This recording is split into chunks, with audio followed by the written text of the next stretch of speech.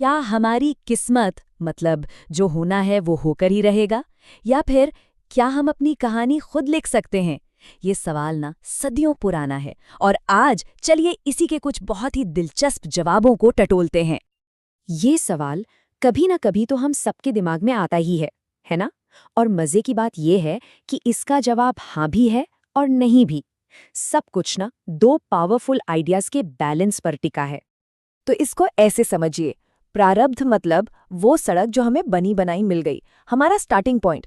लेकिन पुरुषार्थ है हमारी अपनी मेहनत, हमारी विल पावर, जो हमें उस सड़क पर अपनी मंजिल खुद बनाने की ताकत देती है। और यही तो इंसान होने की सबसे खास बात है कि हम सिर्फ मुसाफिर नहीं हैं, हम चाहें तो अपनी राह खुद बना सकते हैं। तो ठीक है, सवाल ये उठता है कि इस पावर को, इस पुरुषार्थ को इस्तेमाल कैसे करें? इसका जवाब 3 तरह की प्रैक्टिसेस में छिपा है। ऐसी प्रैक्टिसेस जो हमारे तन, मन और आत्मा तीनों को डिसिप्लिन में लाती हैं और हमें अपनी कहानी को रीराइट करने की, हाँ सच में फिर से लिखने की ताकत देती हैं। ये 3 बहुत पावरफुल टूल्स हैं। पहला, तपस्या, जो हमारी विल पावर को फौलादी बना देती है। दूसरा, भजन, जो हमारे दिल से ईगो को निकालकर उसे साफ करता है। और तीसरा, नाम जप, जो हमारे मन को नेगेटिविटी से बचाता है। और जब ये तीनों मिल जाते हैं ना, तो एक नया भाग्य बनना शुरू हो जाता है। और देखिए, इन प्रैक्टिसेस की पावर को हल्का मत समझिएगा। ये सिर्फ कोई अच्छी नौकरी या दुनियावी सक्सेस पाने के लिए नहीं है। अरे, कहते हैं कि इनसे तो स्पिरिचुअल वर्ल्ड की सबसे ऊंची पोस्ट भी हासिल की जा सकती है। अब सोचिए, जब मंजिल इतनी बड़ी हो तो वर्ल्डली सक्सेस तो रास्ते में मिलने वाला एक छोटा मोटा बोनस ही हुआ है ना। लेकिन हाँ, एक लेकिन है। ये रास्ता बिल्कुल भी आसान नहीं है। और सबसे बड़ी लड़ाई, सबसे बड़ा बैटलफील्ड कहीं बाहर नहीं, हमारे अपने मन के अंदर है।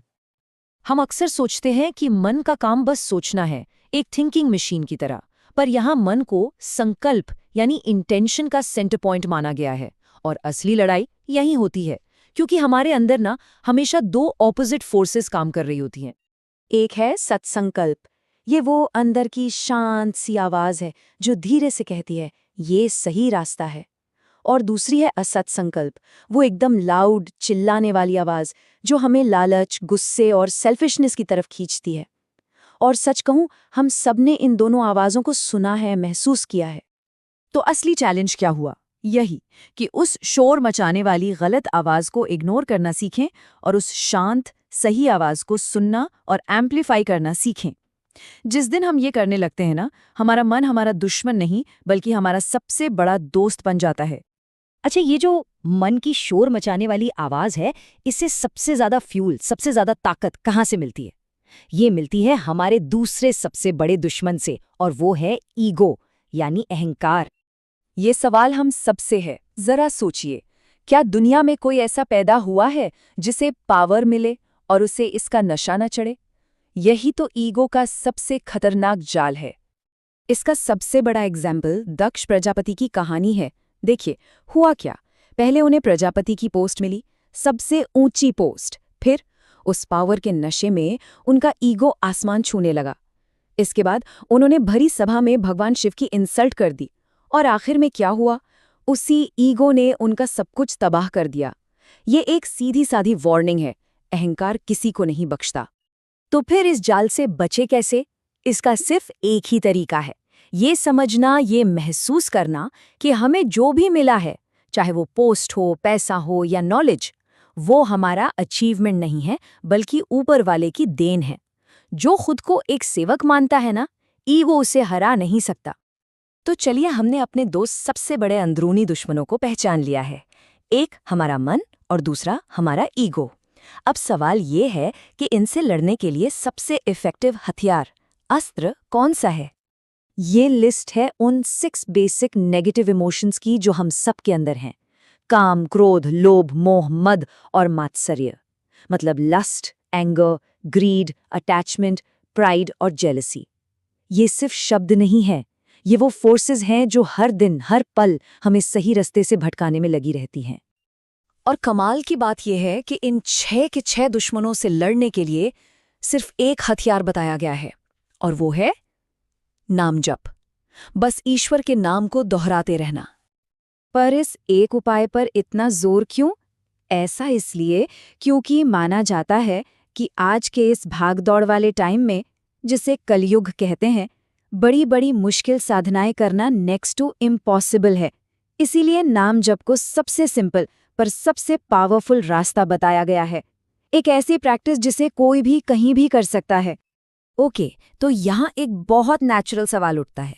अगर नाम जप इतना ही पावरफुल है तो हमें रिजल्ट्स तुरंत क्यों नहीं दिखते? चलिए देखते हैं कि इस कॉमन फ्रस्ट्रेशन के बारे में क्या कहा गया है। और ये एक बहुत जेन्युइन डाउट है ना? बहुत से लोग बड़े जोश के साथ शुरू तो करते हैं, पर जब फौरन कोई चेंज नहीं दिखता तो निराश हो जाते हैं, छोड़ देते हैं। इसका जवाब ना बहुत गहरा है। जरा इमेजिन कीजिए, आपकी भक्ति एक पावरफुल नदी की तरह है, लेकिन अगर रास्ते में आपके पिछले कर्मों का, मतलब पाप का कचरा जमा है, तो नदी को क्या करना पड़ेगा? पहले उस कचरे को साफ करना पड़ेगा। जब तक वो रास्ता साफ नहीं होता, नदी का पानी आप तक पहुंचेगा कैसे? फल तभी मिलता है जब ये सफाई पूरी हो जाती है। विद्या सरस्वती की कहानी इसका एक पावरफुल एग्जाम्पल है। उन्होंने पैसे की चाहत में 23 बार एक बहुत बड़ा अनुष्ठान किया, पर रिजल्ट 0, कुछ नहीं मिला। उल्टे उनके माता पिता गुजर गए, वो पूरी तरह टूट गईं, निराश हो गईं और सब कुछ छोड़कर सन्यासी बन गईं। और जानते हैं क्या हुआ? ठीक उसी मोमेंट देवी प्रकट हुई।